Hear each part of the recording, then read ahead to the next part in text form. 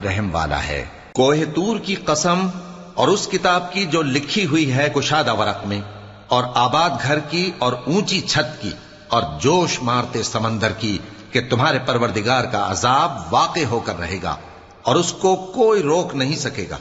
جس دن آسمان لرزنے لگے کپ کپا کر اور پہاڑ سچ مچ اڑنے لگیں، تو اس دن جھٹلانے والوں کے لیے خرابی ہوگی جو بیکار باتوں میں پڑے کھیل رہے ہیں، جس دن ان کو آتش جہنم کی طرف دھکیل دھکیل کر لے جائیں گے اور کہا جائے گا یہی وہ جہنم ہے جس کو تم جھوٹ سمجھتے تھے۔